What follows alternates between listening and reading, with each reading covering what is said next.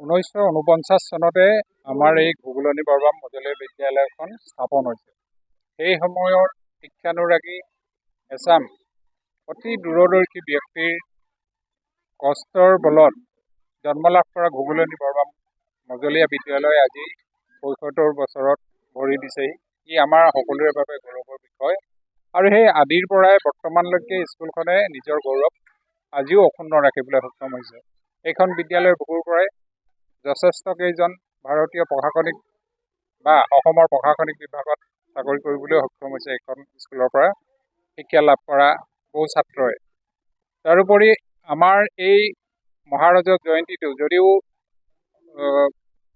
এই 2024 বৰ্ষটো আৰম্ভণিৰ পৰা ধৰা হৈছিলে, ইয়াৰ সামৰণি অনুষ্ঠানটো অহা 13-14 ডিচেম্বৰত অনুষ্ঠিত কৰিবলৈ মনস্থ কৰা হৈছে।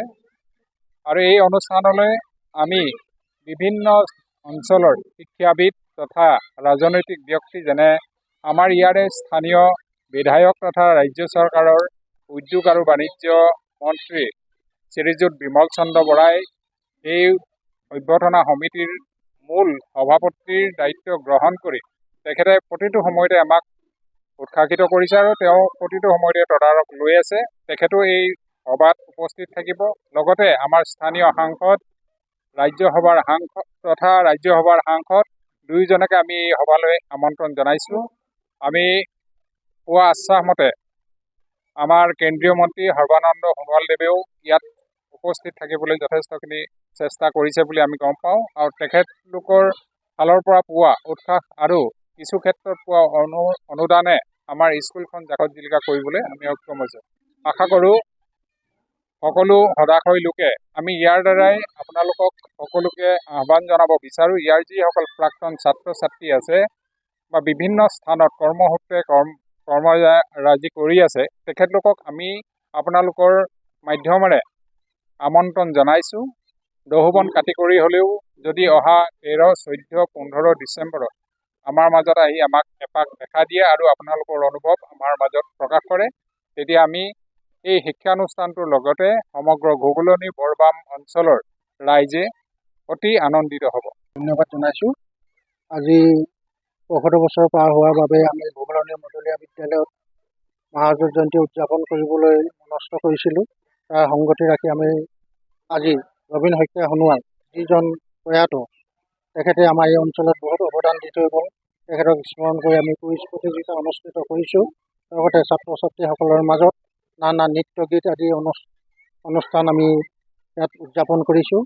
ইয়াত অংশগ্ৰহণ কৰা প্ৰতিজন ছাত্ৰ ছাত্ৰী আৰু শিক্ষক বন্ধুলৈ মোৰ আন্তৰিক শুভেচ্ছা জ্ঞাপন কৰিছোঁ।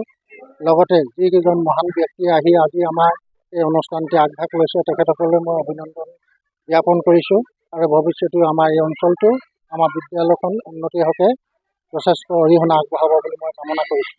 সাংস্কৃতিক দিশত খেলা ধূলা আদি সকলো ক্ষেত্ৰতে সহায় সহযোগিতা আগবঢ়াব বুলি ভৱিষ্যতে মই কামনা কৰিছোঁ আৰু নেদেখাজনৰ ওচৰত মই প্ৰাৰ্থনা জনাইছোঁ যাতে আমাৰ এই অঞ্চলটো সকলো দিশৰ ফালে উন্নতি সাধন কৰি নিব পাৰে, তাৰ বাবে মই তেখেতৰ ওচৰত কামনা কৰিছোঁ। আৰু সমূহ ৰাইজ গোট খাই আজি যি আমাক উৎসাহ প্ৰেৰণা যোগালে, তাৰ বাবে সকলোকে মই আন্তৰিক অভিনন্দন জ্ঞাপন কৰি মোৰ চমু বক্তব্য ইমানতে মই আপোনালোকৰ এই ৭৫ বছৰ জয়ন্তী উপলক্ষে কি ধৰণে আয়োজন আছে আপোনালোকৰ?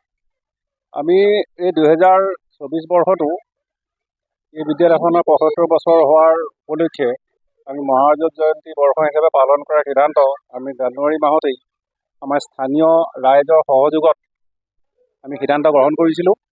আৰু এই সিদ্ধান্ত গ্ৰহণ কৰাৰ পিছত আমি মে' মাহত বৃক্ষৰোপণ কাৰ্যসূচীৰে আমি ইয়াৰ শুভাৰম্ভ কৰোঁ। শুভাৰম্ভ কৰাৰ পিছত আমি যিখিনি আমাৰ প্ৰস্তুতি চলিছে সকলো দিশৰ পৰা এই অঞ্চলৰ উপৰিও ইয়াৰ স্থানীয় অঞ্চলৰ পৰা যিটো সদিচ্ছা পাইছোঁ, সদিচ্ছা আৰু সঁহাৰিয়ে আমাক যথেষ্ট অনুপ্ৰাণিত কৰিছে। আৰু আমি ভাবোঁ যে আমি আমাৰ এই বিদ্যালয়খন সকলো দিশতে আগুৱাই নিয়াত সকলো ৰাইজৰ সহযোগত এই যিটো আমি মহাৰজত জয়ন্তী উদযাপন কৰিবলৈ লৈছোঁ, এই মহাৰজত জয়ন্তী উদযাপন কাৰ্যসূচীৰে আমাক এই অঞ্চলৰ শৈক্ষিক সামাজিক সকলো দিশতে আগবঢ়াই নিব বুলি মই আশা ৰাখিছোঁ। কাৰ্যসূচীত কোনে কোনে অংশগ্ৰহণ কৰিব?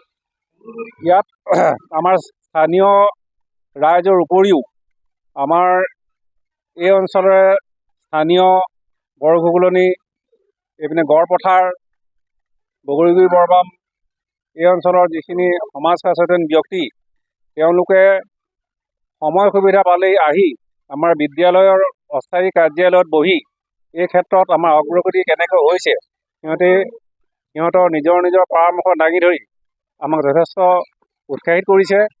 আৰু মই ভাবোঁ আমি তেওঁলোকৰ দিহা পৰামৰ্শে আগবাঢ়ি গ'লে আমি নিশ্চয় এই আমাৰ সামৰণি অনুষ্ঠানটো আমি খুব সুন্দৰকৈ উদযাপন কৰিব পাৰিম।